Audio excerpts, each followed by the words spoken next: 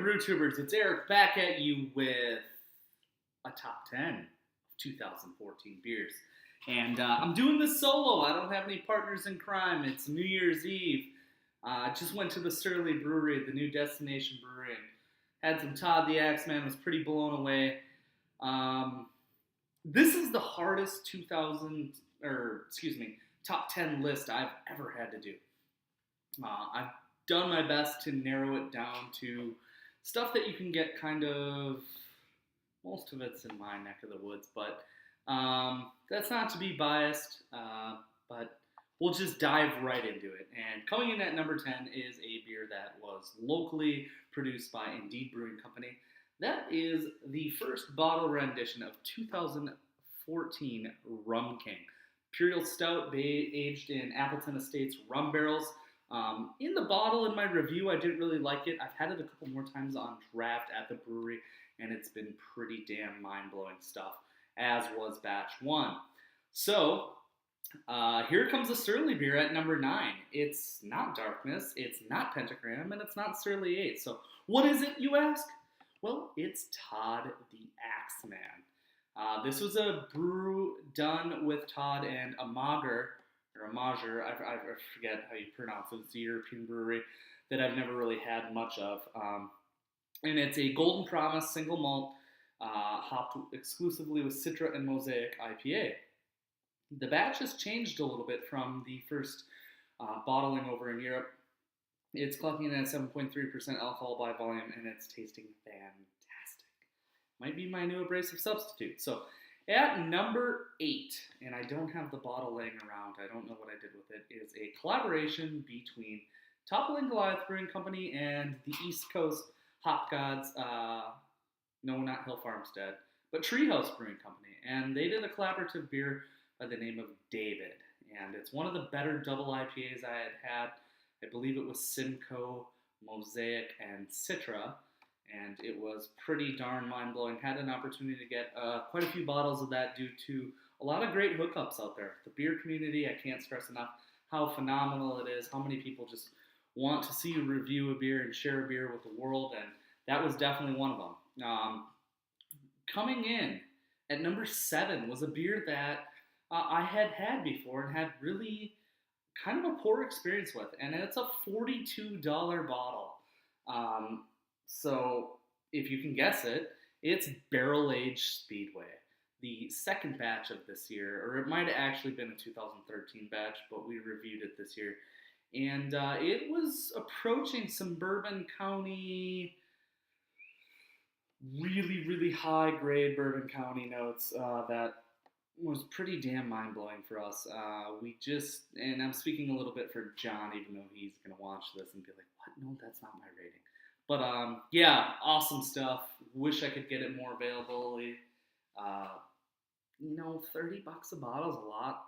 And a lot of these beers on my list, before we get into number 6, cost a lot of money. They're brewery exclusives only, and they're generally hard to trade for. So, with that said, we'll dive right into number 6. I do apologize for not putting a ton more available beers on this list, but it's just my palate. So this was a beer that was a white whale to me. It was ever so graciously gifted as a housewarming gift from my beer trading partners, Owen, Callie, Casey, and Ryan. This was the Duck Duck Goose, and I did this review with Charles Awan. You can see that review down below. This was one of those beers that's a sour. Most of these are stouts and IPAs, but this was a sour that had one of the most complex and yet delicate, beautiful nose of American Wild Ale or American Lambic Gooze. Pretty incredible stuff. But $40 a bottle, that's kind of why I kept it where it is. Anyways, diving into number 5 was a beer that I got right at the beginning of 2014, and I got quite a bit of it. And it was none other than Central Waters 16. It was their 16th anniversary Imperial Stout, which was blended barrels of anywhere between, I think it was 18 to 25-year-old whiskey barrels. So we're not really sure what kind of whiskey those were, if they were Pappy Van Winkle, or if they were Old Heaven Hills or Elijah Craig, just not really sure. But it was literally bourbon barrel aged brownie batter. And you can go back and check that review down in the link below. That was a drunken night. But yeah, great times lie ahead for Central Water 17. Check back here first for a review on that. I will be going with John and a couple other buddies that you've seen on the channel. So now we're getting into the top four. And the top four was like, I kind of had to rearrange it a couple times and kind of really think about it. And to do that, I am just drinking a little bit of Distill, a new, newer Indiana brewery that is canning sours. And this is some of that new proper Sterling glassware. Anyways, number 4, I don't have a bottle for, so you'll have to excuse me. I only got it in growler to review, but I did get a chance to try it out of the bottle a couple times. It was none other than Toppling Goliath King Sue. And it's a very hyped up beer. The hops, the Citra, I mean, it was like the hop of 2014 other than Mosaic. And it went toe-to-toe with Lawson's Liquids Double Sunshine. And some people say it even trumped Triple Sunshine. So, kind of rambling a lot, but King Sue just kind of elevated the double IPA category for me. Low on the booze, low on the bitterness. Tropical mango-y orange juice in a glass, and cloudy and delicious, and yeah. We're going to continue a trend here of Toppling Goliath beers. They've been dominating my top 10, and that was the 2014 Assassin. And this was an Imperial Stout aged in 20-year-old Pappy Van Winkle whiskey barrels and 23-year-old Pappy Van Winkle whiskey barrels blended. This saw distro. It was 1 bottle limit. You can also see the link to that review in the description below that like button. That was some pretty mind-blowing stuff. I really, really wish I was able to get 2 or 3, maybe 4, and sit on them a couple years and see how this beer matures. However, I will say this. Most Toppling Goliath Imperial Stouts and most of their beer in general should be consumed relatively fresh. Aging doesn't necessarily do it wonders or make it a Bourbon County Rare challenger, even though I thought it was better than Bourbon County Rare. But yeah, Toppling Goliath absolutely slaughtered it this year, and they're even more behind on production than they thought they would be. But yeah, we're going to go into beer number 2, and we're getting down into the neck of it. And if any of you have watched this channel, and thank you for all of you who have watched this channel all year long and years past, you can probably guess what my top 2 beers were. Just by the ratings and the wow factor and how quickly they hit the channel. But this one's from Florida. And this is none other than Cigar City's Double Barrel Hunahpu's Imperial Stout. So this was the Hunahpu's base beer Imperial Stout, which was a stout brewed with cocoa nibs, vanilla beans, cinnamon, and ancho and pasilla chilies. This particular variant was aged in rum barrels, 50% of it, and 50% of it was aged in apple brandy barrels. And this was the beer I actually had 4, 5, 6, 7 pours of. This was bottled on January 22nd, 2014, and we had it in, I think, February, March-ish. So really, really incredible stuff. It was really complex, really fun to be able to tick that one. Have it a couple times more this year. Have it at Darkness Day. Just incredible. I would like to see Hunahpu, which was their Kopi Luwak coffee variant of the double barrel aged version, make a small El Catador Club bottle appearance. But 2015, I'm sure, holds some really, really great things. And one thing, that's a nice segue, that I hope 2015 holds more of, and I'm pretty positive it doesn't, is my number 1 beer. And if you are a follower, you already know. It's a Toppling Goliath beer, and I've reviewed it twice, and I think I'm one of a handful of people. I want to say 2 to 3 people have reviewed this beer on YouTube.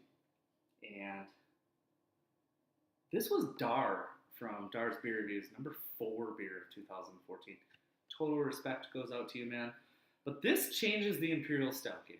This is none other than Kentucky Brunch, or Kentucky Brand Brunch Imperial Stout, or Kentucky Brunch Brand Stout. Yeah, I can't obviously pronounce my favorite beer. This was the gold label variant, just like the Assassin. It was aged in those 20 and 23-year-old Pappy Van Winkle barrels. It was blended. It was beautiful. Mike Sabo, shout out to you, head brewmaster of Toppling Goliath, for holding me a bottle. It was a very tumultuous year with my mother with cancer and some things that had happened this year, but I was able to get that beer because of Mike. He held that beer for me, and that beer pretty much sums up 2014 for me. Changes the Imperial Stout game.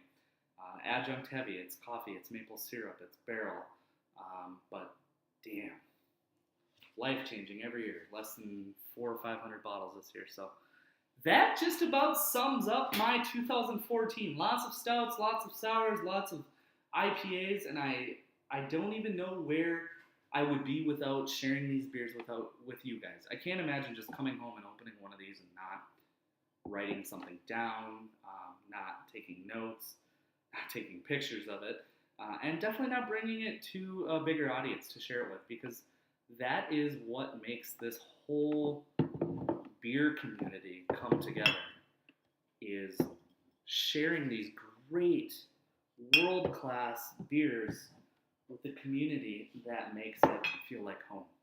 So I thank you for putting up with some delays in releases this year. Well, for a while there I was pumping out 3 a week, 3, 4, 5 a week. I know it's not about quantity, but I do like to get things out to my regular watchers. And hopefully in 2015 I'm able to keep that up for you. You may not see a collection of whales like this in the 2015 lineup. I'm going to do my best, but it's getting harder and harder to get these beers in my hands. I still can't get a vanilla rye if my life depended on it. So things like that, guys, are going to be a little bit more few and far between.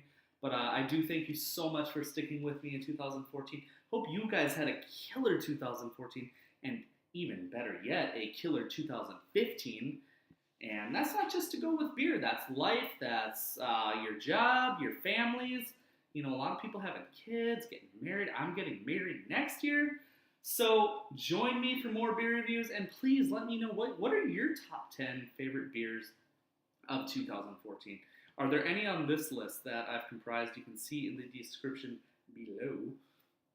And keep checking back for great more content, guys. We'll definitely see you again in 2015 with I don't know what. But I have some stuff on the docket, and be sure to tune in. We'll see you again, guys. Happy New Year.